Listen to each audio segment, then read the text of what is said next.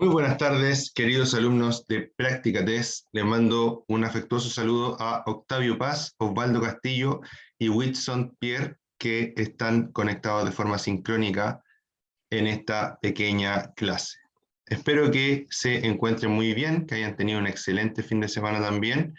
Les recuerdo que esto es practicatest.cl, el mejor lugar, ¿cierto?, para estudiar y aprender de motocicletas para nuestro examen de clase C, ¿ya?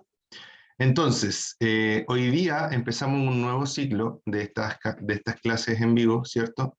En el cual tocamos el tema 2 de los temarios de clase C, y este tema es el funcionamiento de la motocicleta, ¿ya? Dice, en esta unidad aprenderemos a conocer el funcionamiento de una motocicleta en su interior, hablando del motor, el chasis y el resto de sistemas que la hacen funcionar. También trataremos cómo realizar un buen mantenimiento de ruedas, neumáticos, frenos y espejos, y cómo las fuerzas físicas inciden a la hora de manejar, ¿ya? Vamos a tratar de tocar los temas principales de este tema, ¿cierto? Valga la redundancia. Eh, y vamos a empezar hablando acerca de nuestro chasis, ¿ya? ¿A qué le llamamos chasis? Chasis le llamamos a la parte, por lo general, ¿cierto?, metálica, de distintos tipos de aleaciones, puede ser de acero, de aluminio, etcétera, ¿cierto? Que alberga a todos los demás elementos, ¿cierto?, de la motocicleta, como lo son el asiento, el estanque, el motor, las suspensiones, las ruedas, etcétera, ¿ya? Entonces dice acá que el chasis o bastidor de la motocicleta es como el esqueleto del vehículo, en donde se instalan la mayoría de los elementos. Los más importantes son la horquilla delantera y el brazo basculante, ¿ya? ¿Qué es la horquilla? La horquilla dice que va puesta por el cabezal de dirección, ¿cierto?, a través de rodamientos o cojinetes, habitualmente. La horquilla delantera posee amortiguadores telescópicos, mientras que la suspensión se realiza gracias a la acción de un resorte tipo tornillo o espiral. El brazo basculante mantiene a la suspensión, mantiene la rueda y la suspensión trasera, ¿ya? Esta suspensión consta por lo general de resortes en espiral y amortiguadores telescópicos. Trabajan generalmente con aceite. Para regular el peso del conductor debe realizarse en un taller especializado para no dañar el sistema de amortiguación. Dice, importante, siempre verifique la amortiguación que no tenga fugas de líquidos. Al tener malo el sistema de amortiguación, puede provocarse serios daños a la conducción y control de la motocicleta, ¿ya? Una de las funciones principales, alumnos, al contrario de lo que muchos creemos, pero una de las funciones principales de la suspensión de una motocicleta es, aparte, obviamente, de entregar cierto confort al usuario, absorber los impactos, ¿cierto?, que es como el punto de vista que normalmente le damos a la suspensión. Tenemos que saber que gracias a la suspensión, o que una de las tareas de la suspensión es que la rueda, tanto delantera como trasera, permanezcan el mayor tiempo posible pegadas al asfalto, ¿ya? Si nosotros vemos videos por ahí de vehículos que tienen su sistema de suspensión, puede ser cualquier vehículo, motocicleta, automóviles, camiones, lo que sea, ¿ya? Tienen su sistema de suspensión defectuoso, vamos a ver que las ruedas rebotan en el piso, ¿ya? No se mantienen pegadas siguiendo la forma, digamos, copiando la forma del piso, ¿ya? Entonces es muy importante que nosotros sepamos que los sistemas de suspensión, aparte de amortiguar los impactos, ¿cierto?, y entregar confort, mantienen las ruedas pegadas al piso. Es por eso que si estos sistemas están defectuosos, el riesgo de accidente y de pérdida de control es mayor, ¿ya? Y en el motociclismo, el control de la motocicleta lo es todo. Por ende, siempre debemos fijarnos, ¿cierto?, en que nuestro contacto con el piso, esta es una de las primeras clases en las cuales toco este punto, ¿ya? Así que de una u otra forma aprecienlo, guárdenlo, ¿cierto? El contacto con el piso es importantísimo, importantísimo. De él depende que nosotros tengamos control, y como recién lo dije, el control lo es todo en la motocicleta. Las veces que me he caído, me he caído 2 veces de la moto, ¿cierto? Una vez un poco más fuerte y la otra vez bastante leve, fue precisamente porque los neumáticos perdieron adherencia con el piso, ¿ya? Una vez por un poco de tierra o de arena que había en una frenada, y otra vez iba doblando y había empezado recién a llover y se me fue la cola de la motocicleta porque el neumático hizo un aquaplaning, ¿cierto?, sobre esta primera lluvia que resulta ser como aceitosa, porque levanta todos los residuos que pueda tener el piso, ¿ya? Eso lo vimos en clases anteriores, del ciclo anterior, ¿ya? Entonces, es muy importante el contacto con el piso. ¿Qué debo asegurarme? ¿De qué debo asegurarme para que el contacto con el piso sea el mejor posible? Para empezar, usar, ¿cierto?, los neumáticos, idealmente los neumáticos y medidas que recomiendan el fabricante de mi motocicleta. ¿Por qué? Porque a veces yo tengo un neumático 130 y quiero que el neumático trasero se vea más gordo, le pongo un 140, ¿ya? Eso puede ser que mejore, ¿cierto?, el contacto con el piso. Puede ser que lo mejore, pero no hay ningún estudio que lo confirme, ¿ya? En cambio, cuando el fabricante decide poner un neumático 130 en vez de un 140, lo hizo con un estudio. Midió la huella que dejaba el neumático 130, ¿cierto? Con 130 me refiero a la medida del ancho. La midió, ¿cierto? Y dijo, ah, mira, con este neumático obtenemos la mejor pisada para el peso y la cilindrada de esta motocicleta. Entonces, cuando nosotros modificamos, no podemos estar 100% seguros de que estamos mejorando algo. Simplemente lo estamos modificando, ¿ya? Entonces, como recomendación general, neumáticos y suspensión en buen estado y acorde a lo que el fabricante me entregó. ¿Para qué? Para mantener lo que la moto promete, por decirlo así, ¿ya? Para mantener al menos las características con las que el fabricante diseñó esa moto. Y dijo, oye, esta moto es de tanta cilindrada, de tanto peso, ¿cierto? Con el conductor sumaría aproximadamente tanto peso más, así que vamos a poner este neumático, ¿ya? No digo que al modificar el neumático sea mejor o peor, porque eso no lo sabemos, ¿ya? Muchas veces creemos que es mejor, pero en realidad no es tanto mejor, ¿ya? Y a veces es peor. Pasa mucho con las modificaciones, es que mucha gente hace modificaciones, pero muy pocas personas comprueban si esa modificación realmente es efectiva o no, ¿ya? Como por ejemplo cuando cambiamos los sistemas de escape, pensando que con eso vamos a obtener 1 HP o 2 HP más de potencia, por ejemplo, estoy hablando de un valor X, ¿cierto? Pero nunca comprobamos eso, ¿ya? De ninguna forma. Entonces, a eso es lo que voy. A veces hacemos modificaciones que creemos que pueden resultar mejor, pero en realidad no vamos a estar seguros si es así o no, ¿ya? Cosa importante con el chasis, estimados alumnos, y espero que este conocimiento, esto lo enseño en todas las clases de este tema, ¿cierto? Porque lo considero importante y relevante, ¿ya? En esta zona de acá existe un número de chasis, ¿ya?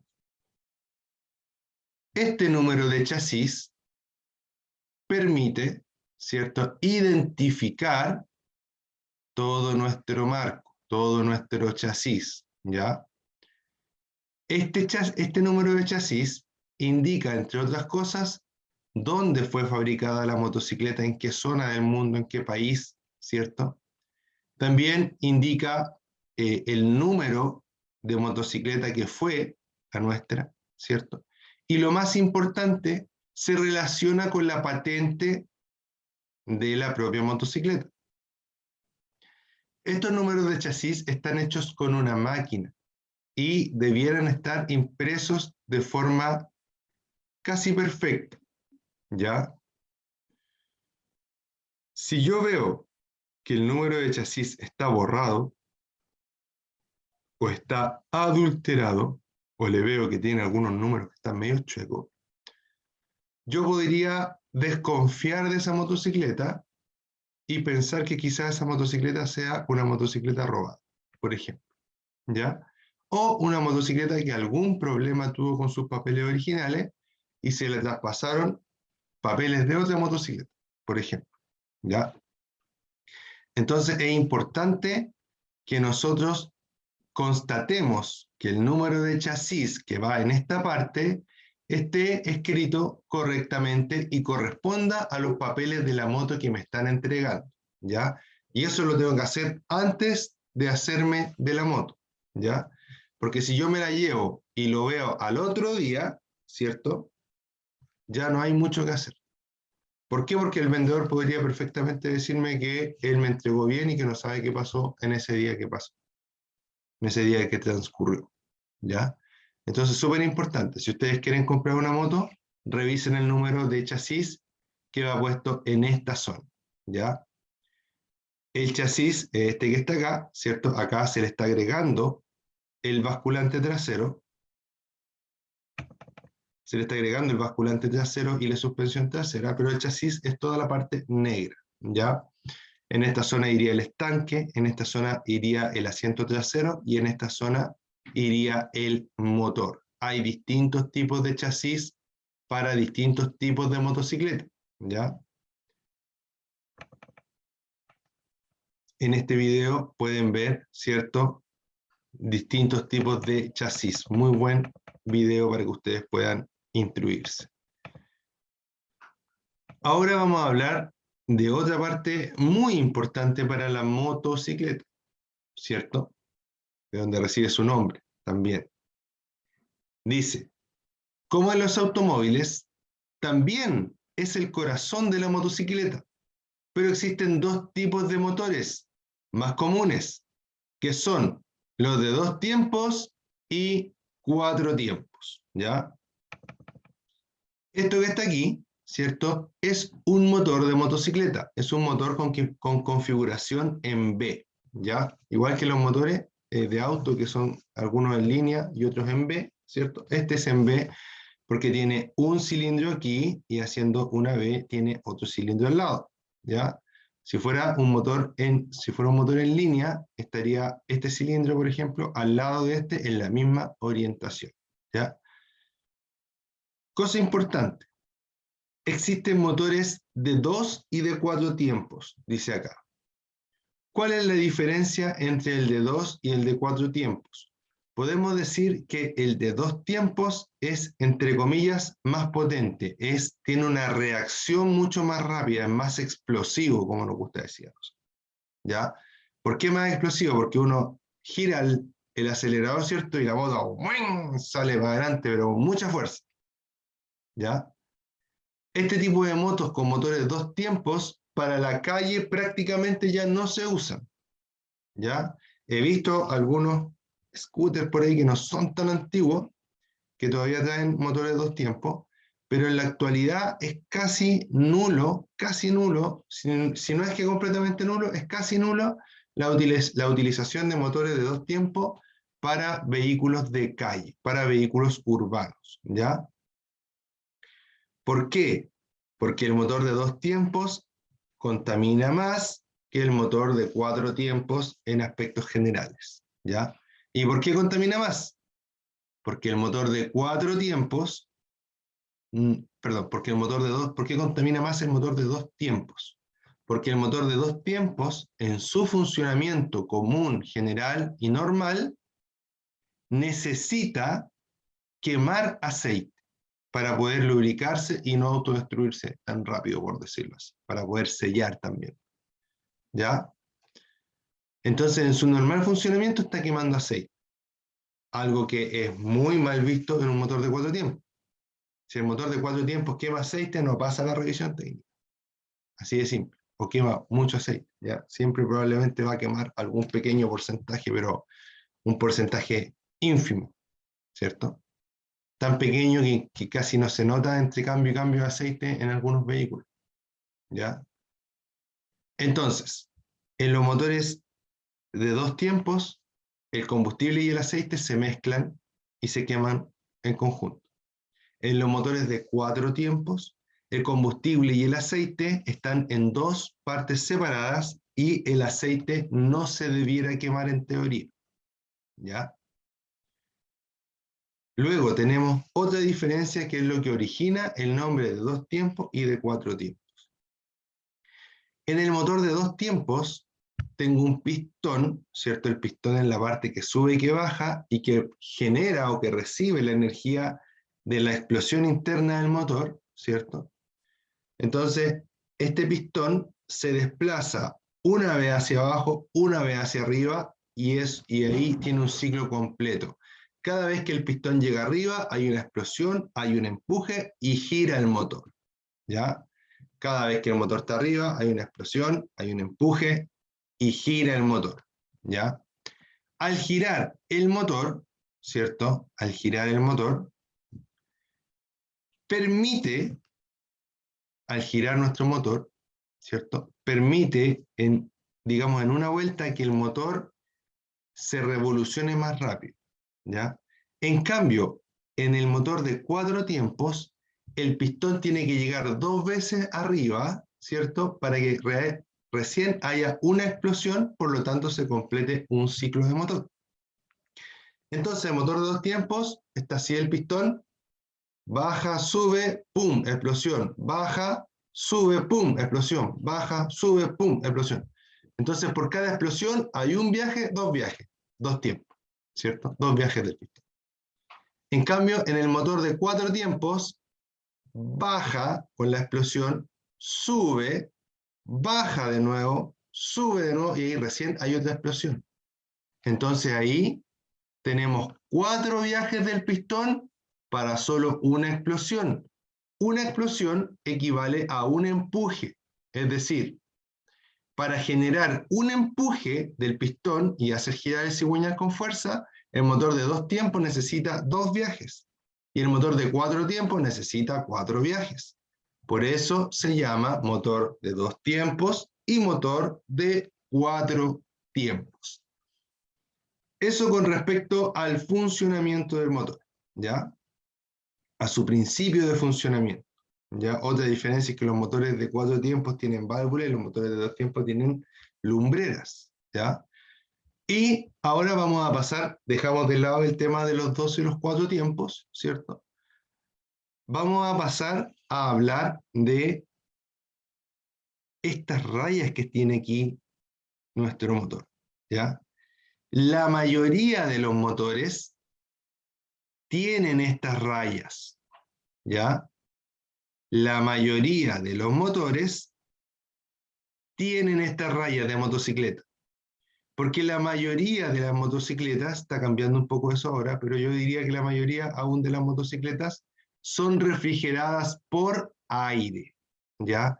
Existen 2 tipos de refrigeración para las motocicletas, perdón, para las motocicletas principalmente. Uno, refrigeración líquida, ¿ya? Entre comillas, por agua, que no es agua, pero normalmente le llamamos agua, o le llamábamos antiguamente agua, es refrigerante a base de agua, pero es refrigerante porque tiene otros compuestos, ¿cierto? Etilglicol, entre otros. Y la refrigeración por aire, ¿ya? Algunos me van a decir, ¿y la refrigeración por aceite, profesor? La refrigeración por aceite, sí, también existe, pero en realidad un motor, en realidad todos los motores se refrigeran también con el aceite. Es una de las funciones del aceite, pero no es su principal función. La principal función del aceite es lubricar y por defecto enfría, ¿ya? pero en estricto rigor, ¿cierto? Tenemos refrigeración por aire y refrigeración por líquido, ¿ya? Refrigerante a base de agua, ¿ya?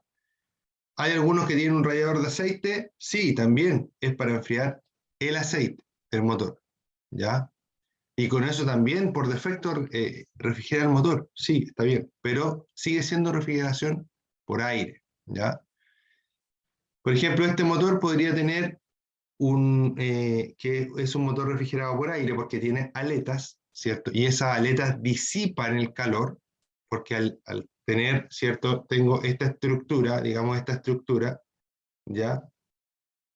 Y la aleta va así, esto, y tiene muchas aletas para arriba, ¿cierto? Esto. Como esto está caliente, el calor se pasa a la aleta, ¿ya? Y se estira de cierta forma el calor a través de la aleta. Y al estirarse es más fácil que el viento pase, lo roce y el viento se lleve ese calor de la aleta, ¿ya? Esa es la función de la aleta. El mismo tipo de aleta que puede tener eh, un procesador de un computador, por ejemplo, que tienen una plaquita de aluminio, ¿cierto? El aluminio conduce muy bien el calor y lo evacúa muy rápido, ¿ya? Por eso que encontramos esta aleta de aluminio en los computadores internamente, en los computadores que son más poderosos, ¿cierto?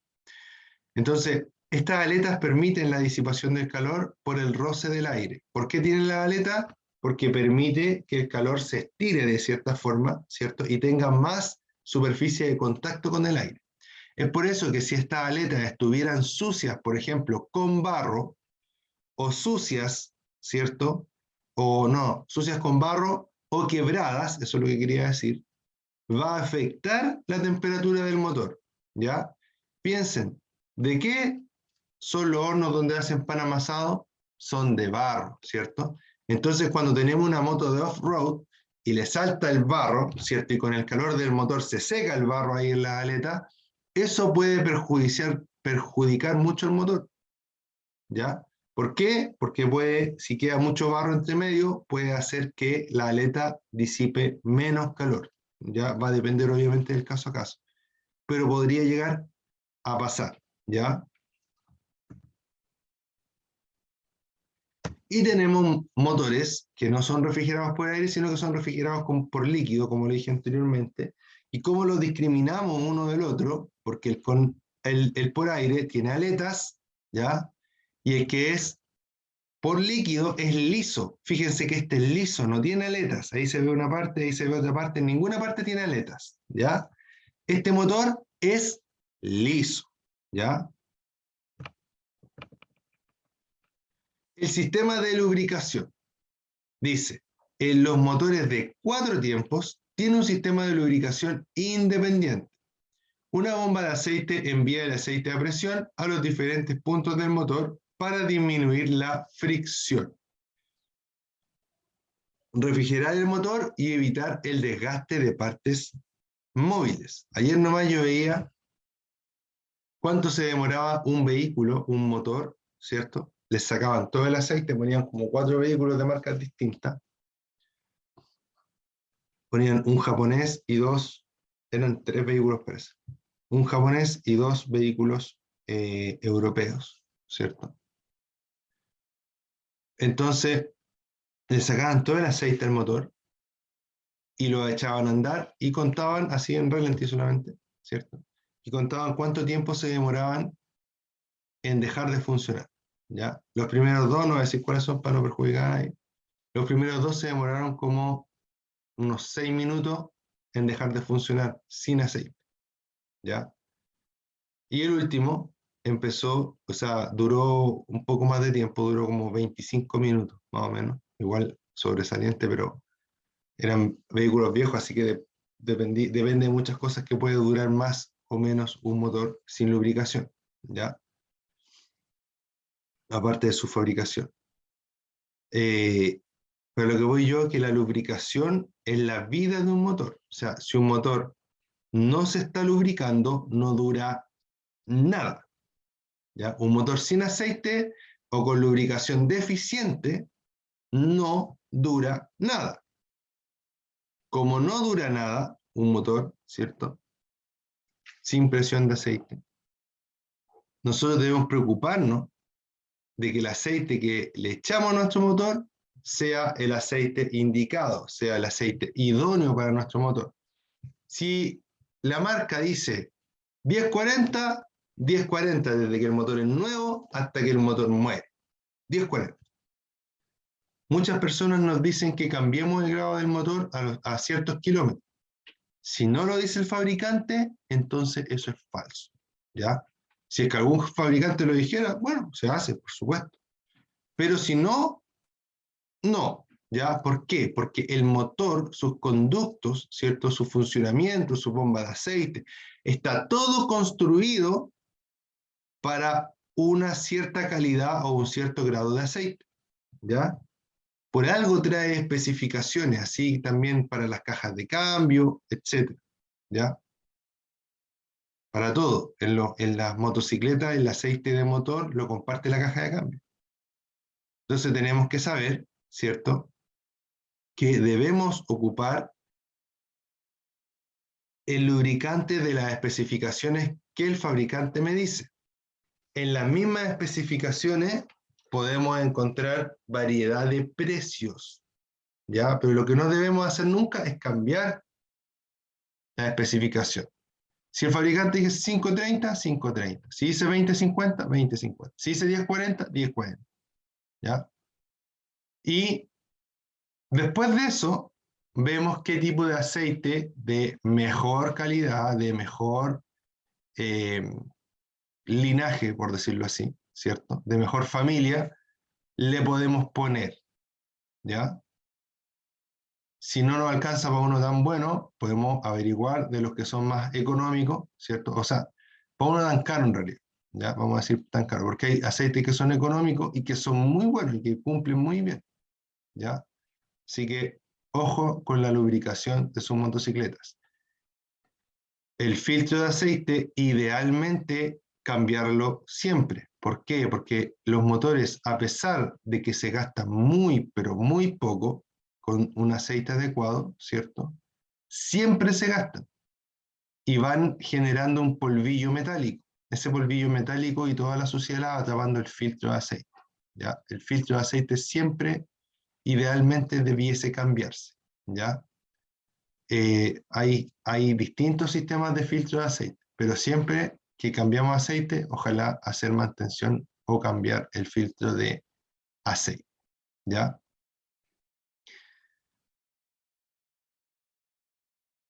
Ya, todo esto ya lo hablamos, todo lo que dice acá lo hablamos ya. Seguimos. ¿Cómo funciona la lubricación del aceite? En la parte baja existe un receptáculo, algo así como un cárter, ¿ya?, que mantiene el aceite que no estamos utilizando en ese momento. Sin embargo, el aceite tiene una rotación muy alta, está siempre moviéndose. Por ende, entre que sube y que baja, ¿cierto?, no pasa tanto tiempo. Si estamos acá, ¿cierto?, si vemos acá abajo, hay una parte que tiene harto aceite, ¿cierto? Desde esta parte, una bomba y un chupador, ¿cierto?, toman el aceite y lo tiran hacia la parte más alta del motor y lo inyectan a presión justo en las partes donde hay un roce. Por ejemplo, un eje que está rozando dentro de un alojamiento, ¿ya? Y de esa forma se obtiene una óptima lubricación, ¿ya? Esa lubricación permite, ¿cierto?, que esa lubricación permite que las partes metálicas que están en constante roce idealmente no se toquen, ¿ya? ¿A qué me refiero con que no se toquen? Esto es algo un poco teórico, ¿ya? Aquí tengo una parte metálica acá y otra parte metálica acá que está girando. Entre medio de esa parte, de estas dos piezas, voy a tener una capa de aceite. Y las dos van a flotar, por decirlo así, en el aceite. Eso es lo ideal, ¿ya? Eso es lo ideal. No siempre pasa, sobre todo en condiciones de arranque en frío. Por eso cuando yo recién parto con la motocicleta, no debo acelerarla al tiro. Porque cuando parto está todo el aceite abajo, ya cayó, ya decantó el aceite. ¿Ya? Entonces cuando parto prácticamente en seco. Es por eso que cuando echamos a andar un vehículo, cualquier vehículo puede ser, lo echamos a andar y los primeros segundos de que anda, a veces lo echamos a andar y empieza y se cae. Porque ese rato en el que está es porque precisamente en ese momento no hay lubricación en la zona que está provocando el ruido, como por ejemplo en las válvulas, etc. ¿Ya? Entonces, ojo con eso. Traten siempre, ¿cierto?, de mantener una buena lubricación y la cantidad de aceite adecuada para su motor. Si ustedes le echan menos aceite, lo que va a pasar es que el aceite va a ciclar más veces, es decir, va a pasar más veces de las que tiene que pasar por el mismo lugar y obviamente se va a calentar más. Si ustedes le echan más aceite del que necesita la moto, va a haber, hay todo un estudio de las presiones que se mueven adentro del motor con el movimiento del pistón. Si ustedes le echan más aceite, lo que va a pasar es que va a haber menos espacio adentro para que el aire pueda escapar en distintas direcciones.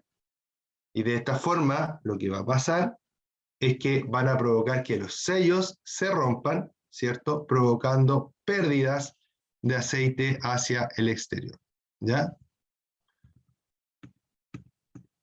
Ahora vamos a hablar del sistema eléctrico, ¿cierto? Dice, la batería eléctrica para las luces, perdón, la energía eléctrica para las luces procede de la batería, ¿cierto? Entre comillas. ¿Por qué?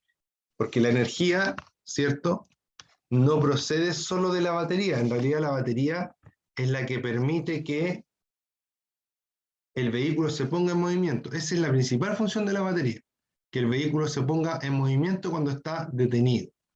Después de eso existe un magneto, ¿cierto? Una especie de alternador en los autos, pero en la moto un magneto, que genera, ¿cierto?, corriente eléctrica. Y eso alimenta la batería y la batería alimenta todo el sistema, ¿ya? Pero es como un ciclo, ¿ya? Porque si tuviéramos solo la batería prontamente se agotaría, ¿cierto? No tendríamos chispas, no tendríamos luz, no tendríamos nada, ¿ya? La batería, dice, contiene ácido sulfúrico, que es corrosivo, es altamente corrosivo y por lo tanto peligroso para la piel, ¿ya? Nos puede quemar la piel el ácido sulfúrico. Al entrar en contacto con la ropa también puede destruirla y más aún, cuidado con los ojos, ¿ya? Así que mucho cuidado al usar baterías, al tratar con baterías, ¿cierto? Si falta líquido en la batería, póngale únicamente agua destilada. Esto es para las baterías que se pueden abrir, que traen tapitas, ¿cierto?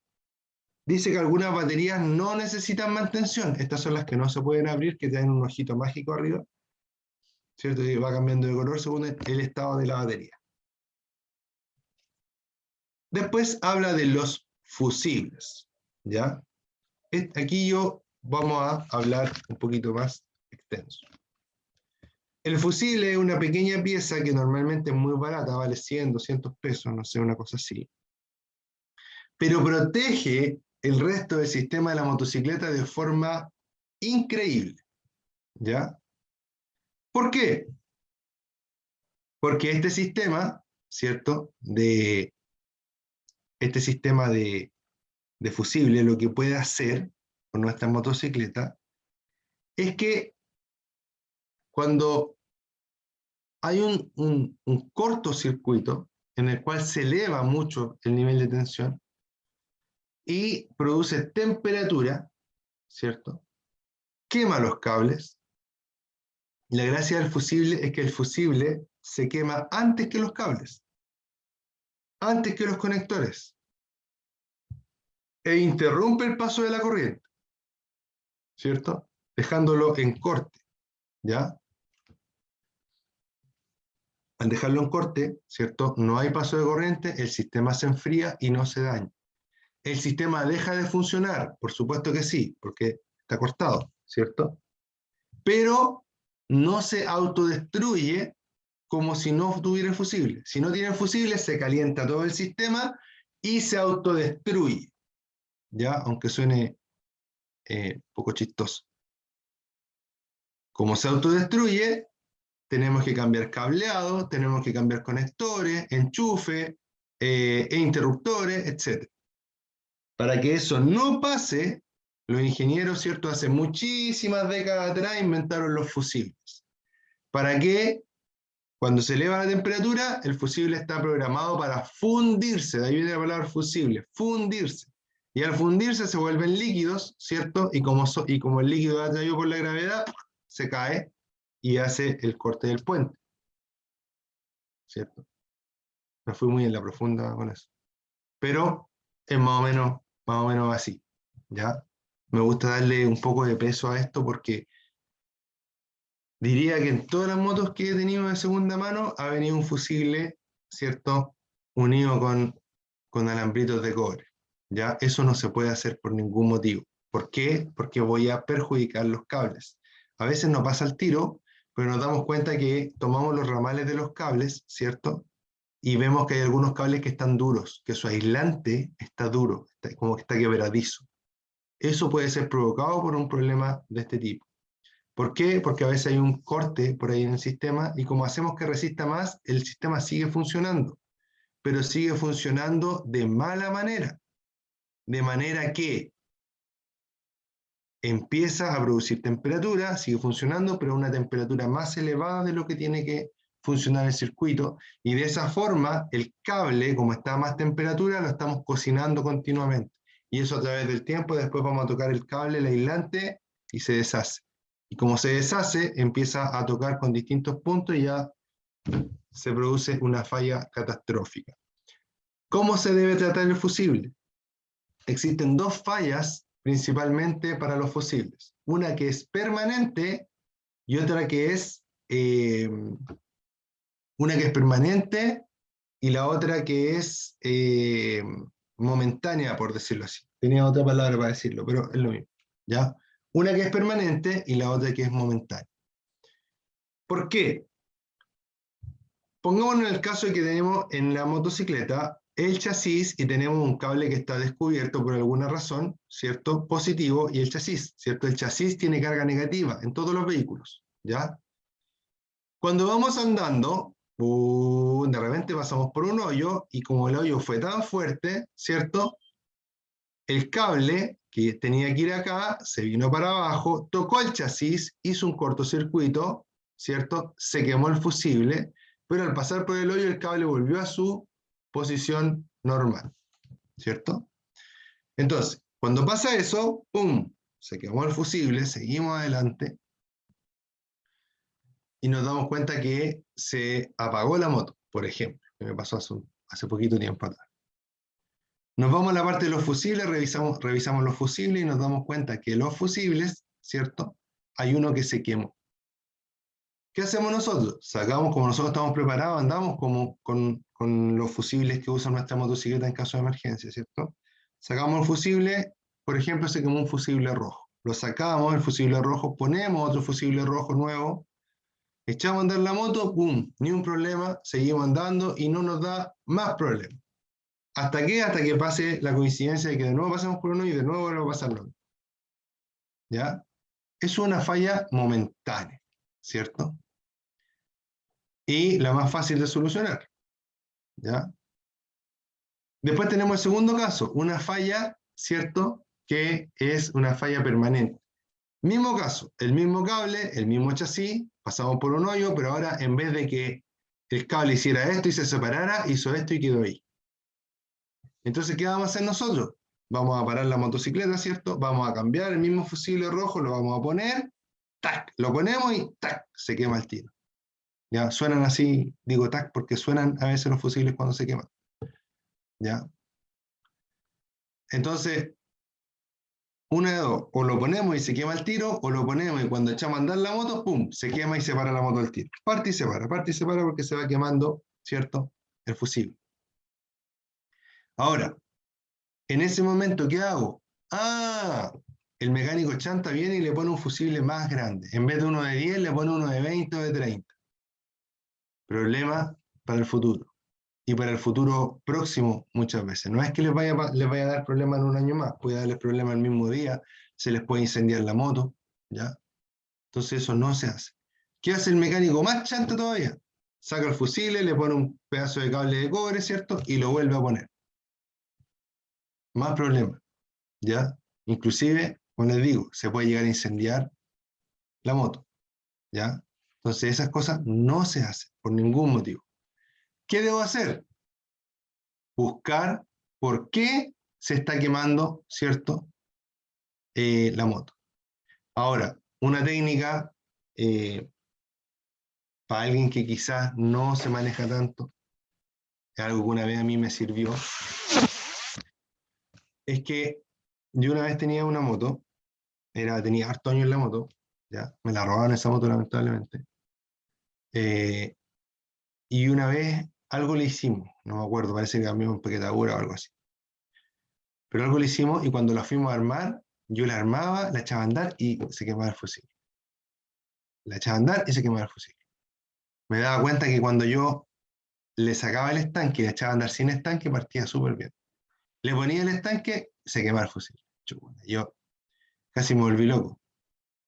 Y un día, ¿cierto? En la noche, estaba en la noche y estaba con el estanque puesto y todo, y estaba con la luz apagada, y voy y la echo a andar y vi de dónde salió el chispazo.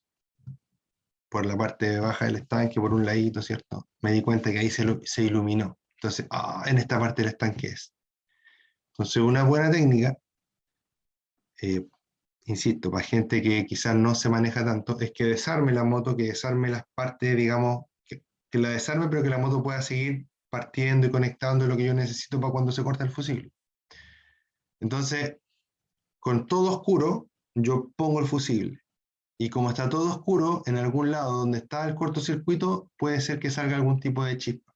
Y de esa forma puedo localizar de forma más fácil dónde está el cortocircuito. ¿Ya? Ese es un consejo Saiyajin, ¿ya? Que a mí me ha servido por lo menos en algunas ocasiones, ¿ya? Pero hay que darse el tiempo de repararlo, ¿ya? Esto es para que en caso de que ustedes quieran determinar en algún momento, ¿cierto? O salir de una situación como esa en algún momento, ¿ya? Eh, También sirve escuchar, ¿cierto? A veces escuchamos que en alguna parte chicharrea algo y se corta el fusil, ¿ya? Entonces todo sirve para determinar dónde está el corte, porque a veces buscamos, ¿cierto?, dónde hay un cable pelado, dónde hay un cable que pueda estar topando positivo con negativo, pero en realidad son tantos cables, ¿cierto?, y a veces están medio escondidos, que es un poco difícil a veces. Ya a veces nos fijamos y lo encontramos al tiro, pero eso es lo importante, determinar de dónde viene el problema. No cambiar el fusible ni agrandar la capacidad del fusible, no. El fusible se cambia solo por el fusible que va ahí. Si el fusible que se quemó es de 10, pongo uno de 10. Si ese de 10 se vuelve a quemar, es porque el problema es otro, ¿ya? Y tengo que solucionar el otro problema para que cuando vuelva a poner un fusible de 10, no se queme, ¿ya?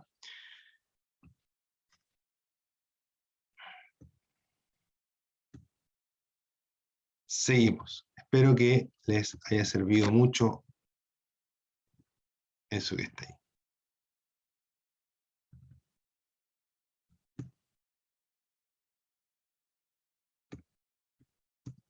Ya. Aquí les voy a hablar, con esto terminamos, de los sistemas de arrastre, ¿ya? O los sistemas de transmisión también le llaman, ¿ya? Me refiero al sistema, a la cadena que va adosada a la rueda trasera o al sistema de tracción que vaya adosada en la... No sé si hay alguna moto que tenga tracción delantera, no creo, ¿ya? Pero vamos a decir que en la rueda trasera, ¿ya?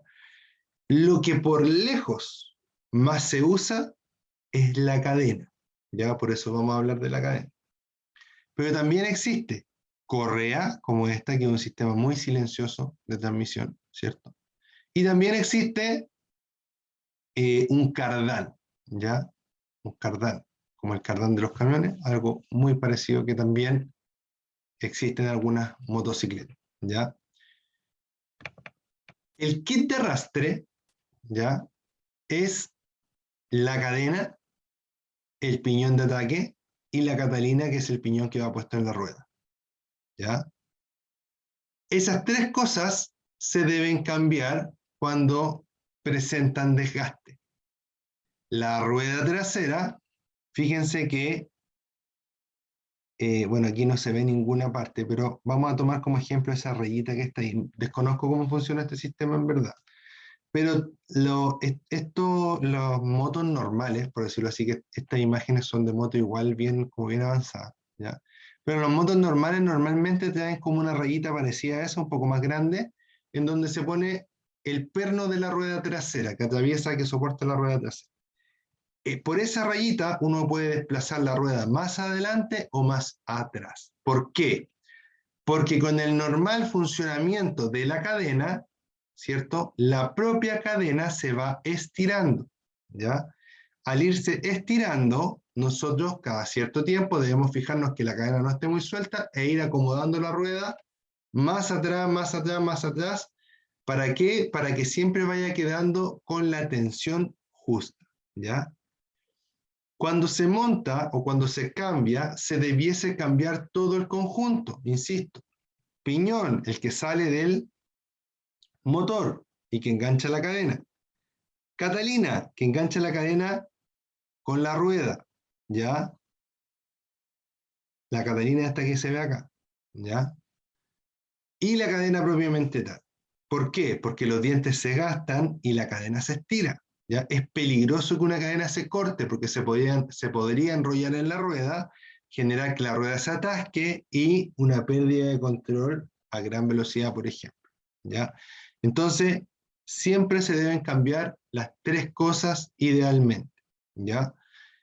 Y la cadena, cada cierto tiempo, hay que limpiarla, lubricarla, y aparte de eso, de limpiar y lubricar, debemos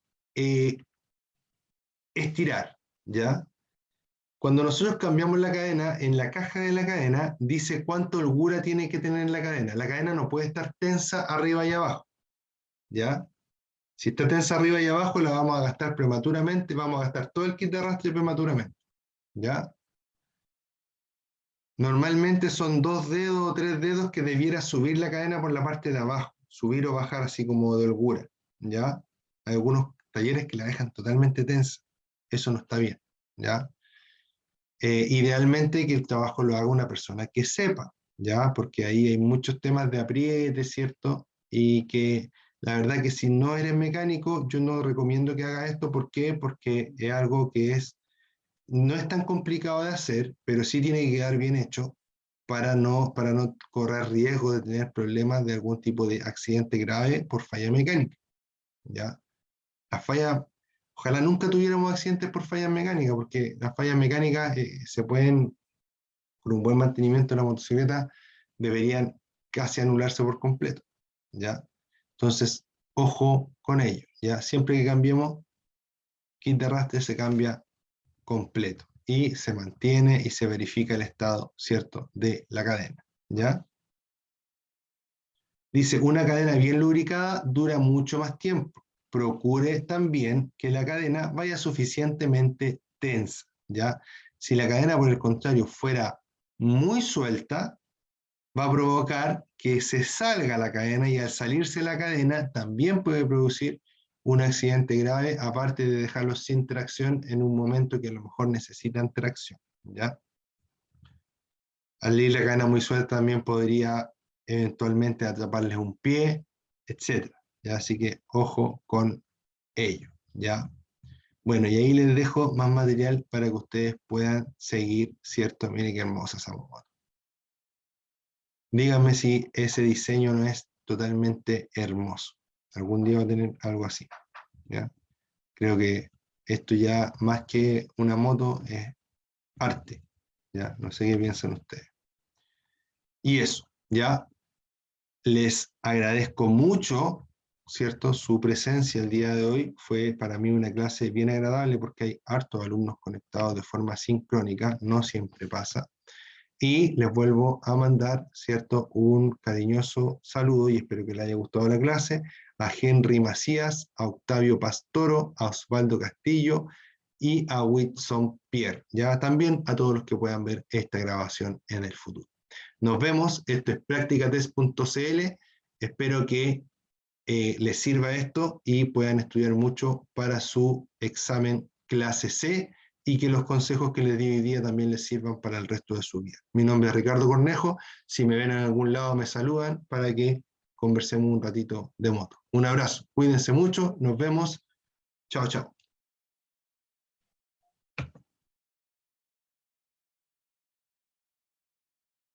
Igualmente, chiquillos, éxito para ustedes también. Gracias a ustedes, de verdad que es bien agradable verlos conectados. Nos vemos. Chao, chao, que estén bien.